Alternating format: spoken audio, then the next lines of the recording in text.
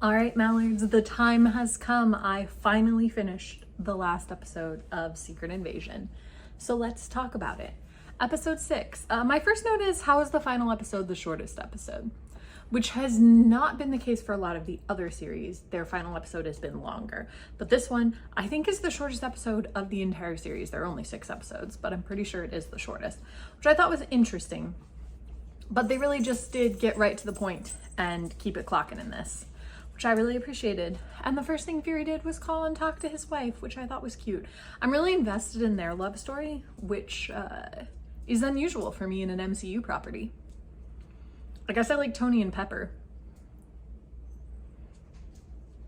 And I feel pretty good about Peter and MJ. I don't know, it sort of depends. It's just that there are several love stories that exist in MCU canon that I'm really not invested in at all. And so it was nice to be invested in this one. Then my next note says, oh, the empty vehicle trick worked. I can tell that you guys are definitely not humans. Like, how do you fall for that? It's in every action movie ever. To like send an empty vehicle rolling towards a gate that's being guarded, and then you sneak up on the side and shoot them while they're like, oh my gosh, how did this car get here? Like, that trope is old and overused, and you still fell for it. I guess Skrulls can't learn everything. Then my next note says, Rhodey is working real hard, maybe too hard, to convince the president that it was the Russians. Like, I think he's gonna give himself away, and I won't be mad about that. I also like that the woman was like, I think maybe it was a false flag attack, and I was thinking, oh man, I guess those guys are still around. I don't know quite where this fits in the timeline with Falcon and the Winter Soldier / Captain America and the Winter Soldier. So I suppose false flag is still working, and they might even be working after the end of that series. It's not like they were completely eliminated, just sort of a little bit changed. Oh, and then my next note says, oh yeah, the aftermath of Gravik the monster, as Fury is walking through the irradiated zone and seeing all the things that Gravik did to his own people, who he's also considering blowing up. Like, the guy has gotten unhinged. My next note just says, come on, Fury, take your iodine, because he was really starting to get sick, which I thought was a little bit fast, but I know absolutely nothing about radiation poisoning, so I just went with it. And then we got some Sonya action as she's trying to get close to Rhodey and the president by doing a call to Rhodey to be like, oh my gosh, Fury's coming for you, watch out, which gets Rhodey to move the president, which puts them all in the hallways where they can totally be taken out. And I don't know how Rhodey fell for that, but yet again, it must be that whole, they're aliens. And also that Sonya didn't know he was a Skrull and therefore actually gave him actionable, useful intelligence a little while ago, so he was more inclined to trust her. And Fury used that to his advantage, which I appreciate. And then Fury was starting to get like really, really sick when he was talking to Gravik, and my note says, maybe Fury is faking it. Or maybe this is not Fury. Then Gravik was like, don't you recognize this face? This is the first human I ever killed, a human I killed for you. And I was like, ooh, dark. I love it. I'm really into it, actually. Gravik's whole speech, I was like, this is dark, and I really like it. And then Fury was like, no, I don't remember this. And then I was like, now I'm really thinking this is a point to the it's not Fury, because I feel like that is the kind of stuff Fury would remember. Like, he's got a trap for that sort of thing, and I feel like he would know. So points to not being Fury. And then I wrote, Gravik is a psycho, but I sort of get where he comes from. Like, he has his motivations, and I understand how he felt betrayed and how that turned into anger and the dark side. Like, Star Wars is right. Fear leads to anger, anger leads to hate, and hate leads to the dark side. And Gravik just like took that journey from fear to anger to hate to the dark side. With a little bit of betrayal mixed in there. And I feel like the betrayal actually is a necessary part of that path. Like, fear leads to betrayal. leads to anger, leads to hate, leads to the dark side. At least in my opinion, that is also what I've seen in the Star Wars franchise. There is a betrayal in there too. It's a necessary part of the journey. And Gravik experienced that. And I love villains like this. I enjoy villains who are well-rounded and interesting, and you can see where they're coming from with their backstory. I also enjoy villains that are just plain straight up evil and it's really easy to kill them, but it's more fun and more nuanced, especially in a TV show, when you can take a little bit of time and experience a little bit of what the villain's experiencing and see how that goes. And then Fury was like, listen, I tried to find you a planet, but I knew immediately there wasn't a planet, which meant that the only solution was having you guys live here. And Gravik was like, well, then why didn't you make that happen for us? And he was like, because saving lives is so much easier than changing hearts and minds. And wow, isn't that the freaking truth? Gosh, saving lives is so much easier than trying to change the minds of any human ever. Literally ever. And then Fury was like, just go to another planet and kill everyone there. I don't care. To which I wrote, seems sus and not very Fury. Another point to this isn't Fury. But then he hands over the DNA, which did seem a little more Fury to like save the people and hand over the DNA. And then Gravik runs it through the machine and damn, that is a lot of DNA. That is literally everybody. And then he turns on the machine and I was like, oh, is Fury about to become super? And then I was like, no, he's turning on the machine. It must not be Fury because it's definitely set to scroll DNA. So that means that this has to be Gaia. But then we have to flash over real quick to Rhodey being bested by Sonya, which is something that we all needed to see. And then we're back and it is revealed that indeed it is Gaia, which woohoo, you go girl, you get him.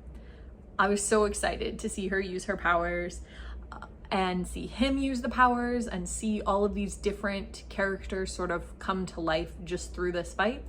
But one of the things that she does is like grow this ice sword hand. And who does that?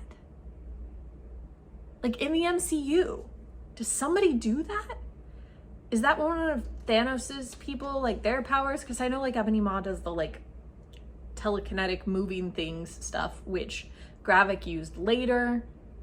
And like I felt like a lot of the other powers were really recognizable, but I don't know who could grow a sword like that. Like growing a weapon is like something that Hela does, but Hela was not part of the Infinity War at all. She was already gone before that. So like, who is it? Am I just forgetting about somebody? If you know, please let me know in the comments, because maybe I've just spaced a character whose powers are like that. I guess I could have, but wow, do I not know who it was. Anyway, I did enjoy that. I thought it was really fun. And then I wrote that Gaia has a much better grasp on her powers, honestly. And that's true. Whereas Gravik really knows all of the beat 'em up, knock you down superhero powers and is pretty good at brute force, Gaia has a much better understanding of the finesse of the powers. And I enjoyed that. Like when she chose Mantis's power to put Gravik to sleep. Chef's kiss. So smart. I loved that. And then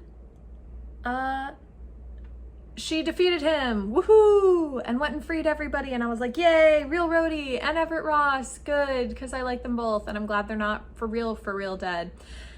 And then looking at that got me thinking about the fact that Maria Hill is for real dead, and I'm still angry about it. I will never not be angry. Secret Invasion. Enjoyable aliens. Angry about Maria Hill. Maybe that's my takeaway from Secret Invasion as a whole. Secret Invasion.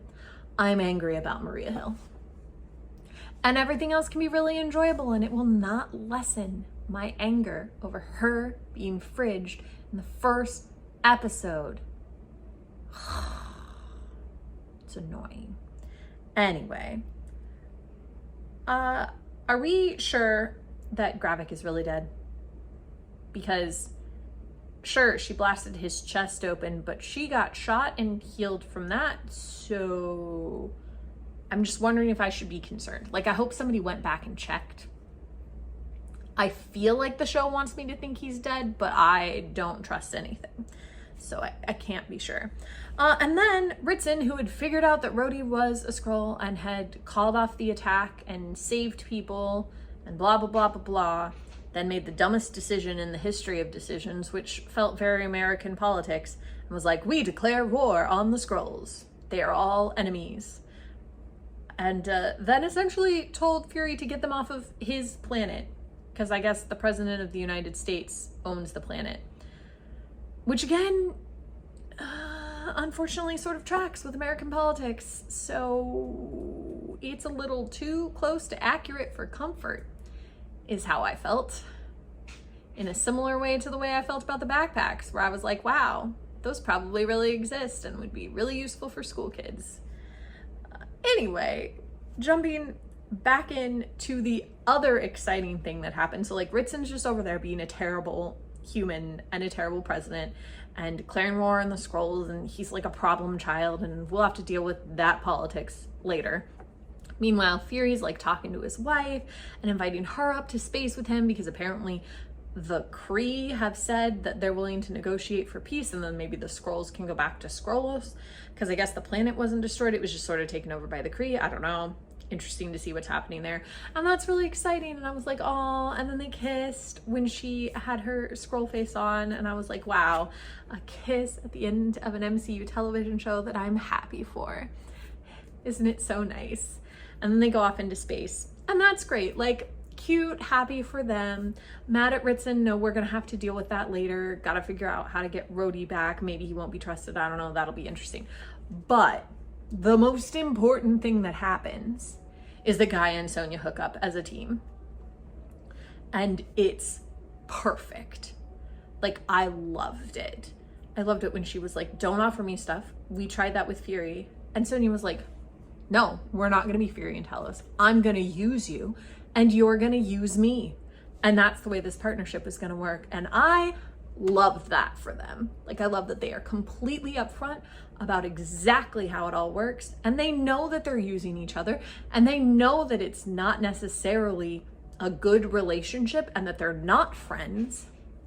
They are co-workers and co-conspirators and total bamfs. And I am here for whatever grows out of that, and something better grow out of that, because that establishment of Gaia as a super Skrull and Sonya as the incredible leader she is something that I want to see more of. I will watch that spin-off series tomorrow.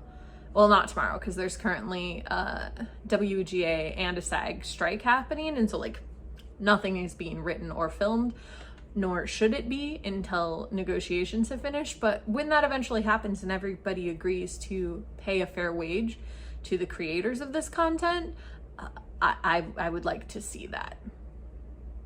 Just putting it out there. Anyway, those are my thoughts on the end, on the final episode. So let me know what you think and what you thought of Secret Invasion. What are your takeaways? Also, please let me know if you know who can grow an ice sword. Maybe it wasn't ice. Who can grow a sword? Who have I just forgotten about? Is that meant to be Nebula? I don't know. I feel like Nebula's DNA wouldn't have any of her powers. Like, her DNA is not super.